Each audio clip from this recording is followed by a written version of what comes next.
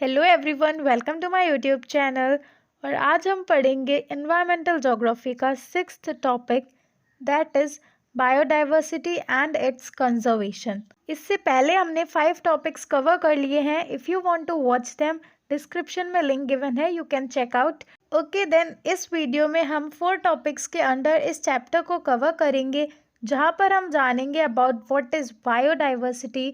Then we will see क्या reasons है जिनकी वजह से बायोडाइवर्सिटी लॉस हो रहा है। उसके बाद में हम देखेंगे biodiversity conservation. Then lastly we will see types of biodiversity conservation. Okay then let's start with the chapter.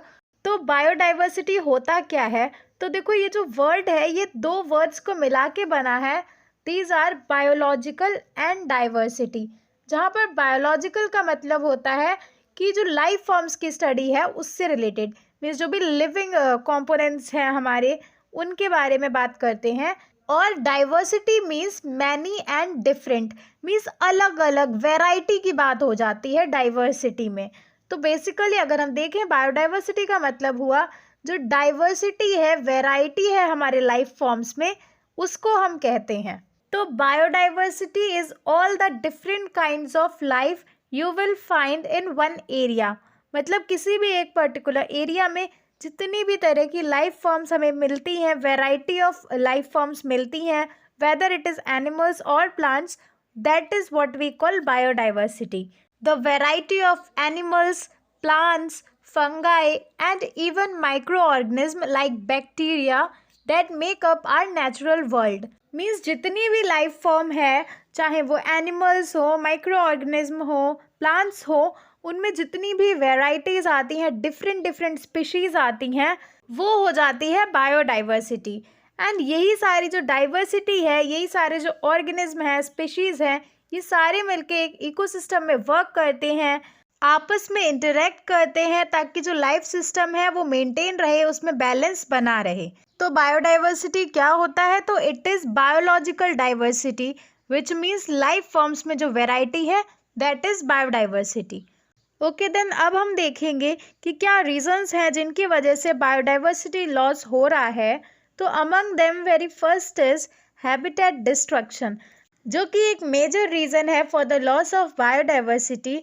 Because देखो, जो ह्यूमन पॉपुलेशन है वो डे बाय डे इंक्रीज होती जा रही है, एंड इस पॉपुलेशन को सेटल करने के लिए, हमारी सेटलमेंट्स बनाने के लिए हम फॉरेस्ट को डिस्ट्रॉय करते जा रहे हैं। तो जिस वजह से वहाँ का जो भी फ्लोरा एंड फौना है वो डिस्टर्ब होता है, उनकी लाइफ जो है खतरे में आ जाती है। तो this is the major reason.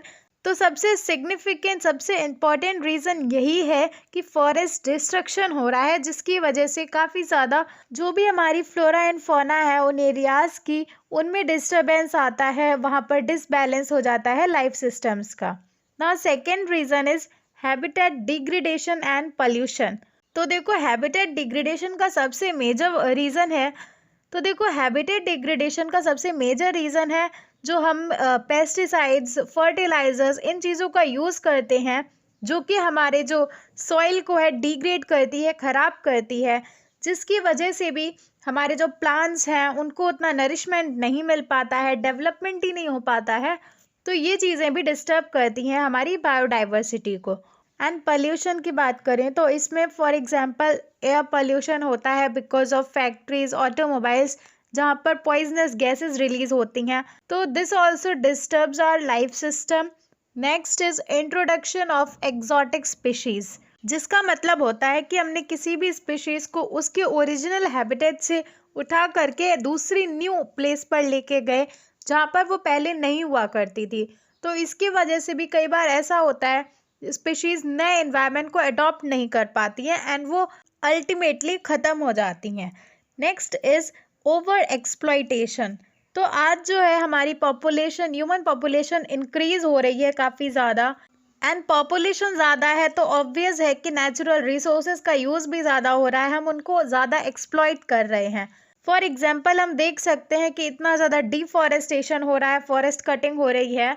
अगला है excessive use of organic resources.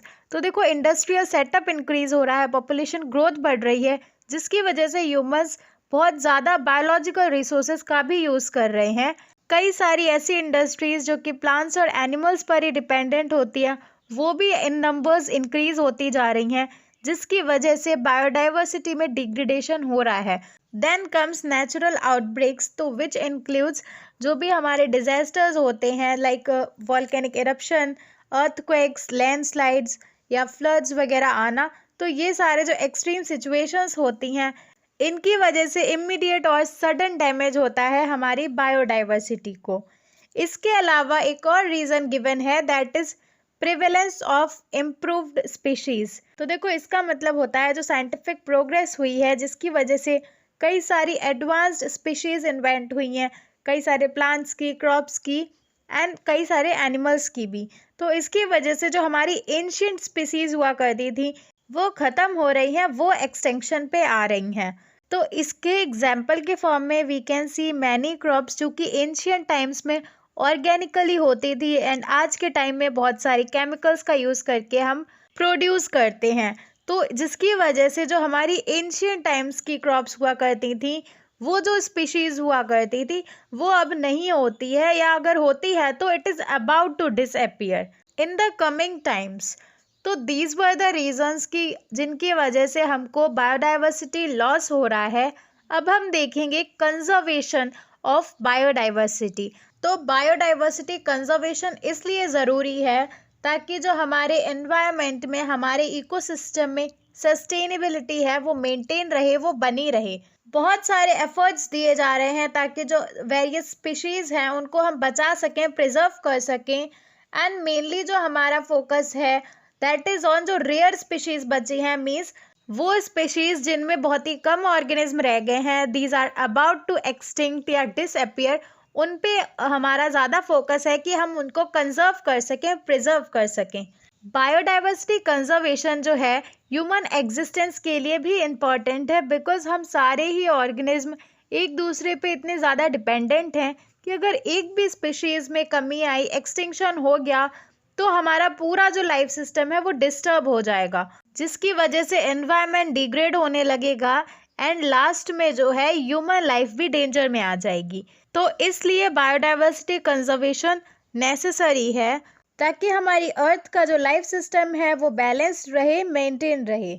तो इंडिया में जो है कुछ प्रोजेक्ट्स को सेटअप किया गया है ताकि जो भी स्पीशीज़ इंडेंजर्ड हैं उनको बचाया जा सके, सेव किया जा सके। So let's have a look on few of them.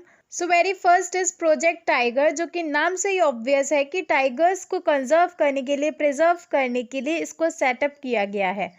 तो प्रोजेक्ट टाइगर जो है वो एक कंजर्वेशन प्रोग्राम है जिसको लॉन्च किया गया था 1 अप्रैल 1973 में by the Indian government. And इस प्रोजेक्ट का एम है कि जो बंगाल टाइगर्स हैं उनको कंजर्व किया जाए, उनके नेचुरल हैबिटेट में प्रिजर्व किया जाए, सो दैट उनको हम एक्सटिंक्ट होने से बचा सके, उनका लाइफ अर्थ पर कंटिन्यू रहे। Okay, now second is project elephant.